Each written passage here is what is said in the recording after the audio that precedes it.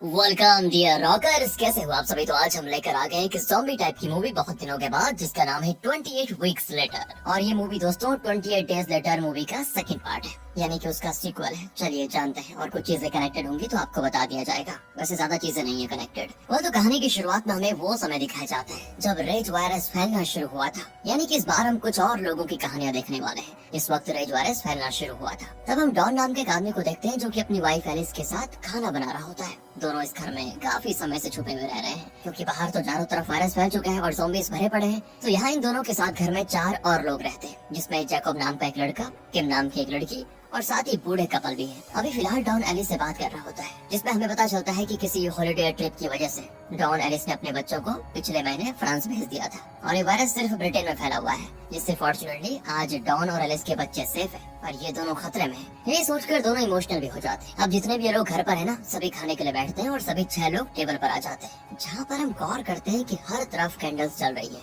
और दिखने में ऐसा लग रहा है कि रात का समय, क्योंकि चारों तरफ अजीब सी शांति फैली हुई है। इसी के साथ डिनर शुरू करने वाले होते हैं ये लोग, तभी अचानक से इनको बहुत तेज से लगातार एक बच्चे की रोने की आवाज आती है, और वो आवाज इन्हें घर खोलने के लिए कह रही होती है। एलिस समझ जाती है कि कोई बच्चा उनसे मदद मांग रहा है। इसके बाद वो डॉन को दरवाजा खोलने के लिए कहती है कि जाओ जरा देखो कौन है, और ना चाहते हुए भी डॉन दरवाजा खोल देता है, क्योंकि कोई भरोसा नहीं ना, क्या पता वो बच्चा इन्फेक्टेड हो। खैर, दरवाजा खोलते अचानक से बहुत तेज सनलाइट अंदर आती है, और हम समझ पाते हैं कि असल में इस वक्त रात का समय नहीं है। घर को इन्होंने हर तरफ से ऐसा ढका हुआ है कि सनलाइट अंदर ना पाए, और जैसे ये सनलाइट इनकी आंखों पर पड़ती है, कुछ देर के लिए ठीक से देख नहीं पाते, जो कि दर्शाता है कि शायद इन्होंने सनलाइट को बहुत टाइम से देखा ही नहीं। पर उस बच्चे को अंदर लाया जाता है, जिसके बाद उसको खाना भी दिया जाता है। साथ ही लोग उससे पूछते हैं कि तुम कहाँ से आए हो और तुम्हारे साथ क्या क्या हुआ। तो वो कहता है कि अचानक से मेरे माता पिता पागल हो गए और वो मुझे मारने के लिए मेरे पीछे पड़े हुए हैं, जिस वजह से अपने घर से भाग निकला मैं, और इस वक्त मेरे पीछे बहुत सारे ज़ॉम्बीज़ भी भाग रहे थे। ये सुनकर ये सभी डर जाते हैं, क्योंकि हो सकता है अब वो ज़ॉम्बीज़ यहीं पर हमला कर दे।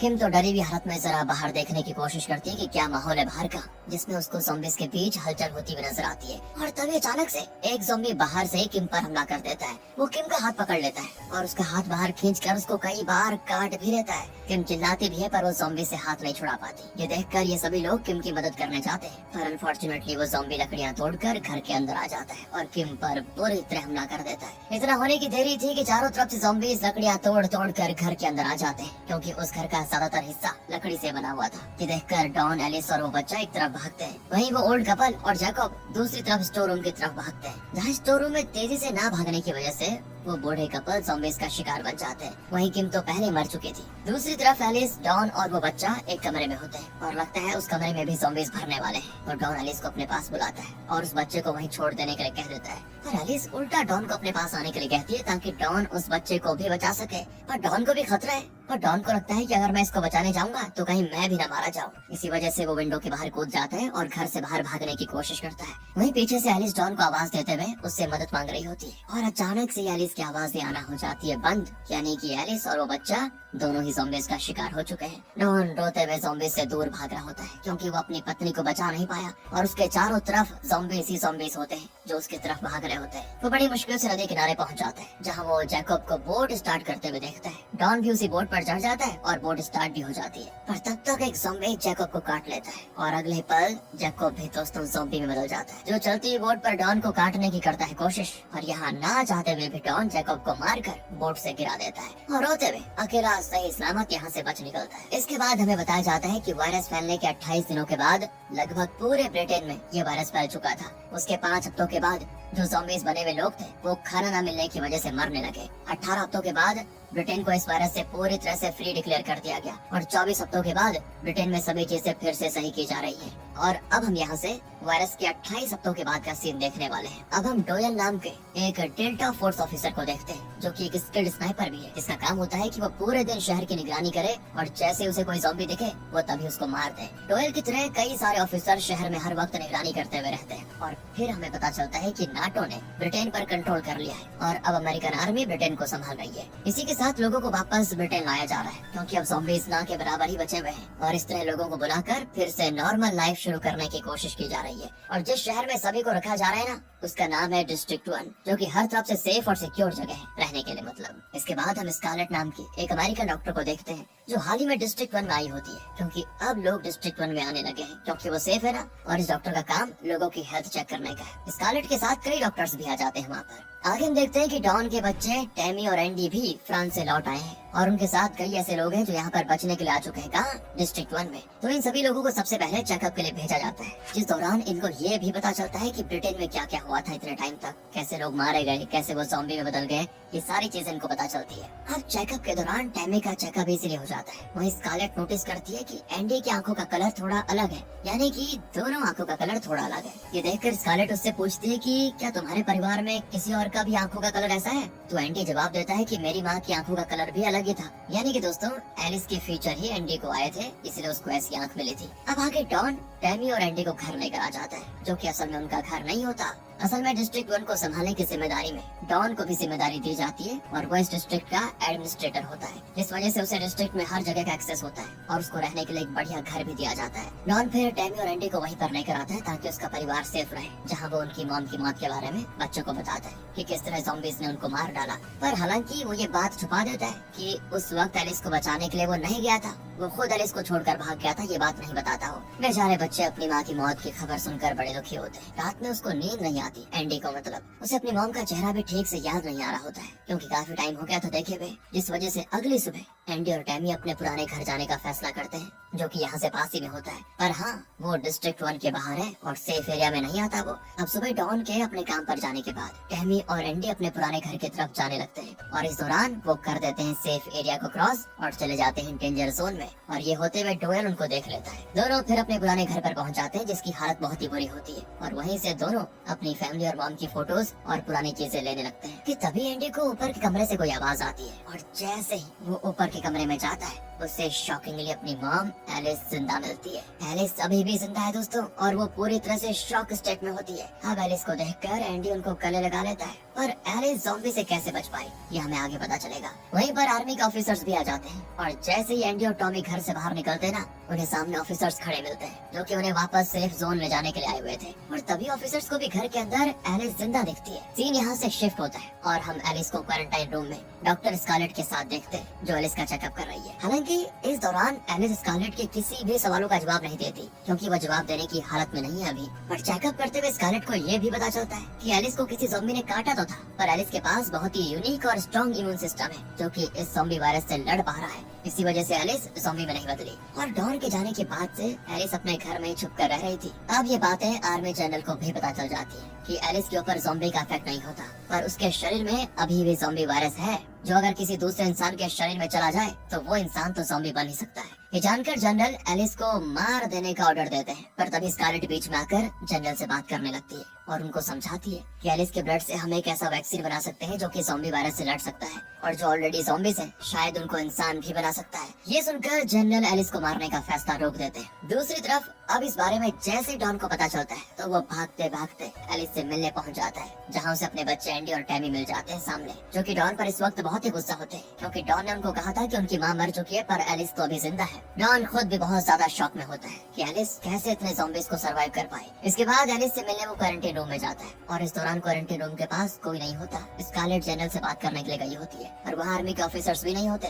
तो इसीलिए डॉन को एलिस के पास जाने से कोई नहीं रोक पाता। आगे डॉन एलिस को देखकर पहले तो बहुत रोता है, फिर उससे माफी मांगता है कि मैंने उस दिन तुम्हें अकेले छोड़ दिया और बस खुद की जान बचाने की सोची और भाग गया। काफी देर तक इस तरह की बातें करने के बाद एलिस भी डॉन को माफ कर देती है, और फिर डॉन एलिस को किस भी करता है। यही होती है डॉन की सबसे बड़ी गलती। एलिस ज़ॉम्बी नहीं बनी होती है, पर वो इन्फेक्टेड तो है, यानी कि उसके शरीर में अभी भी वायरस घूम रहा है, और यही वायरस किस करते हुए एलिस के सलाइवा से डॉन के शरीर में चला जाता है, और अगले कुछ पलों में डॉन एक ज़ॉम्बी में बदलने लगता है। वो बहुत ही ज्यादा अग्रेसिव हो जाता है, तोड़ फोड़ करने लगता है, जिसको देखकर एलिस भी बहुत ज्यादा डर जाती है कि अब क्या होगा। फिर डॉन, जो कि अब पूरी तरह से ज़ॉम्बी बन चुका है दोस्तों, वो एलिस पर बेरहमी से हमला कर देता है। एलिस को इतनी बुरी तरह मारता है ना कि उसके शरीर को पागलों की तरह काटने भी लगता है, और इतने दर्दनाक हमलों के बाद वो फाइनली एलिस को मार डालता है। इसके बाद डॉन ज़ॉम्बी बनकर आता है बाहर, और आर्मी के ऑफिसर्स पर भी हमला कर देता है, जिससे अब कई ऑफिसर्स भी ज़ॉम्बी में बदल जाते हैं, और फिर वो ज़ॉम्बीज आगे और लोगों को करते हैं इन्फेक्ट, और इस तरह फिर से ज़ॉम्बी ये साइकिल शुरू कर देते हैं। एक को काटा उसने दूसरे को, तीसरे को। इस वजह से सभी यहाँ से फिर अपनी जान बचाकर भागते हैं। स्कारलेट तो टैमी को लेकर भागने लगती है, और इसी दौरान एंडी अपने डैड डॉन को देखता है, जो कि अपने बच्चे पर हमला करने आता है। और उस डक्ट के नीचे से एंडी को लगातार लोगों के चिल्लाने की आवाज आती है, जिस पर ज़ॉम्बीज़ हमला कर रहे होते हैं। आर्मी के सभी ऑफिसर्स को ज़ॉम्बीज़ को मारने का ऑर्डर दिया जाता है, लेकिन उन्हें ज़ॉम्बीज़ को मारने में बहुत प्रॉब्लम हो रही होती है, क्योंकि ज़ॉम्बीज़ और नॉर्मल लगभग एक साथ ही भाग रहे होते हैं। अगर वो गोली चलाएंगे तो कोई भी मर सकता है, पर बड़ी मुश्किल से और किसी तरह ऑफिसर्स ज़ॉम्बीज़ को एक एक करके मार रहे होते हैं। हालांकि ये करते हुए कई नॉर्मल लोगों की भी जान जाती है, क्योंकि पता ही नहीं चलता कौन ज़ॉम्बी है कौन नहीं। इसके बाद आर्मी का जनरल सभी लोगों को मार देने का ऑर्डर देता है कि मारो सभी को। जी हाँ दोस्तों, ज़ॉम्बीज़ के साथ साथ अब नॉर्मल लोगों को भी फाइनली मार देने का ऑर्डर दिया जाता है। ये सुनकर डोएल बहुत हैरान होता है कि ऐसा क्यों हो रहा है, क्योंकि उन्हें लोगों को बचाना है, ना कि उनको मारना है, जिस वजह से डोएल ऊपर से अभी भी सिर्फ ज़ॉम्बीज़ को ही मार रहा होता है। और इसी दौरान एक ज़ॉम्बी एंडी पर हमला करने वाला होता है, जिसे डोएल शूट करके बचा देता है। अब डोएल समझ आता है कि मुझे नॉर्मल लोगों को बचाना होगा, इसीलिए डोएल अपने स्नाइपर के काम को छोड़कर आ जाता है नीचे और बचे हुए लोगों की मदद करने लगता है। इसी दौरान डोएल और एंडी एक स्टोरेज एरिया में पहुंच जाते हैं, जहां एंडी टैमी और स्कारलेट से मिलता है, और वहां इनको एक बूढ़ी औरत भी मिलती है, जो कि बाहर देखती है कि आर्मी के लोग नॉर्मल लोगों को भी बुरी तरह मार रहे हैं। तब स्कारलेट बताती है यही तो इस आर्मी जनरल का प्लान था। प्लान ये था कि ज़ॉम्बीज़ को पूरी तरह रोका जाएगा, और अगर इनके ज़ॉम्बी फैल गए तो प्लान भी यूज किया जाएगा, जिसमें ज़ॉम्बीज़ के साथ साथ नॉर्मल लोगों को भी मारा जाएगा, ताकि ये वायरस आगे ना बढ़े। सभी डर जाते हैं ये सुनकर, और डोएल को बचाने के लिए इन्हें स्टोरेज एरिया से बाहर सेफ जगह पे लेकर जाने लगता है। इस दौरान डोएल को अपने एक साथी फ्लिन से पता चलता है कि कुछ ही समय में पूरे शहर को बम से उड़ा दिया जाएगा, और इसी वजह से फ्लिन डोएल को शहर से बाहर एक सेफ जगह पे बुलाता है, जहाँ पर फ्लिन का प्लान ये होता है कि वो हेलीकॉप्टर लेकर आएगा और डोएल को बचा लेगा। डोएल भी ये सुनकर सभी लोगों को अपने साथ उस सेफ एरिया में लेकर जाने लगता है, और इसी बीच आर्मी के ऑफिसर्स उन पर फायरिंग कर देते हैं, जिसमें बेचारी वो बूढ़ी औरत मारी जाती है, जो कि इनको कुछ देर पहले मिली थी। अब स्कारलेट, डोएल, एंडी और टैमी उस सेफ जगह पर पहुंच जाते हैं, और वह स्कारलेट डोएल से कहती है हमें एंडी को बचाना होगा, क्योंकि उसी के ब्लड से ज़ॉम्बी वायरस से लड़ने वाली वैक्सीन बन सकती है। तभी वहाँ पर फ्लिन हेलीकॉप्टर लेकर आ जाता है, और वो देखता है कि सभी के पीछे बहुत से ज़ॉम्बीज़ भाग रहे हैं। फ्लिन फिर डोएल को अपने साथ चलने के लिए कहता है, पर डोएल कहता है कि बचाना है तो सभी को, वरना किसी को नहीं। लेकिन इसके लिए फ्लिन मना कर देता है, क्योंकि आर्मी का ऑर्डर है कि किसी भी सिविलियन को जिंदा नहीं रखना है, और अगर फ्लिन ने ऐसा किया तो शायद उसको भी मार दिया जाएगा। हालांकि डोएल तो अपनी बातों पर टिका हुआ रहता है कि मैं सभी को बचाऊंगा, जिस वजह से फ्लिन उसे कहता है कि देख तुम मुझे स्टेडियम में मिल, वहाँ से आर्मी नहीं देख पाएगी तो मैं तुम सबको वहाँ पिकअप कर लूंगा। इसके बाद कहकर फ्लिन चला जाता है, और जाते हुए वो उन लोगों के पीछे पड़कर ज़ॉम्बीज़ को भी मारते हुए जाता है, जिससे ये लोग आसानी से स्टेडियम में पहुँच जाए। अब ये सभी भागते भागते डिस्ट्रिक्ट 1 में आ जाते हैं, जहाँ पर आर्मी ने नर्व डैमेजिंग गैस फैलाया होता है, और इस गैस को इनहेल करने से होता यह है कि इंसान का नर्वस सिस्टम ठीक से काम करना बंद कर देता है, और इस वजह से कई ज़ॉम्बीज़ मर भी रहे होते हैं। गैस से बचने के लिए ये अपने चेहरे को ढक लेते हैं। खैर दोस्तों, यहाँ ये कार लेकर भाग रहे होते हैं, पर कार स्टार्ट नहीं हो पाती, जिस वजह से डोएल बाहर जाकर कार को धक्का देकर स्टार्ट करने लगता है, जिससे कार तो स्टार्ट हो जाती है, पर तभी पीछे से आर्मी के ऑफिसर्स आ जाते हैं, और आर्मी ऑफिसर्स को तो सभी लोगों को मार देने का ऑर्डर था, तो वो डोएल को देखते ही उसे मार डालते हैं। अब कार से स्कारलेट, एंडी और टैमी एक रेलवे टनल के पास पहुंच जाते हैं, ताकि उस टनल के जरिए अंदर ही अंदर से ये सभी स्टेडियम तक पहुंच जाए। पर शॉकिंगली इन्हें डॉन का ज़ॉम्बी दिख जाता है, जो इन्हें देखते ही इन पर करता है हमला, और स्कारलेट को भी मार डालता है। दोस्तों फिर तो डॉन एंडी पर भी हमला करके उसे काट लेता है, पर ना चाहते हुए भी टैमी को अपने डैड को स्कारलेट के गन से शूट करना पड़ता है। अब ज़ॉम्बी वायरस से इन्फेक्ट होने की वजह से एंडी की आंखों का कलर हो जाता है रेड, जैसा कि एलिस की आंखों का भी कलर था जब वो इन्फेक्टेड थी। पर एंडी के अंदर भी एलिस का इम्यून सिस्टम है, जिस वजह से वो ज़ॉम्बी में नहीं बदलता, और दोनों पहुंच जाते हैं स्टेडियम, जहाँ फ्लिन इनको देखकर सोचने लगता है कि इनको मारूं या नहीं, पर फिर वो इनको नहीं मारता और हेलीकॉप्टर में बैठा लेता है। अब ये लोग शहर जाने लगते हैं, जिस दौरान हम देखते हैं कि पूरा शहर बर्बाद हो चुका है, वायरस वापस आ चुका है। अब मूवी के एंडिंग में हम यहाँ से 28 दिनों के बाद का सीन देखेंगे, जहाँ फ्लिन का हेलीकॉप्टर कहीं पर पड़ा हुआ है, जहाँ हेलीकॉप्टर के रेडियो में फ्रेंच आर्मी की आवाज आती है, जो कि उनसे हेल्प मांग रहे हैं, यानी कि वायरस अब फ्रांस में भी फैल चुका है। इसके बाद हम देखते हैं कि ज़ॉम्बीज़ लोगों के पीछे भागते हुए पेरिस में मेट्रो के जरिए एफिल टावर के सामने आ जाते हैं, जिससे समझना मुश्किल नहीं कि वायरस पूरे यूरोप में फैल चुका है। और इसी के साथ ये कहानी होती है खत्म। बाकी दोस्तों कहानी छोटी थी, लेकिन थी थोड़ा ज़ॉम्बी वाली, है ना? आपको कैसी लगी कमेंट करके बताइए। मिलते हैं आपसे अगली वीडियो में। ध्यान रखिए अपना। Thanks for watching.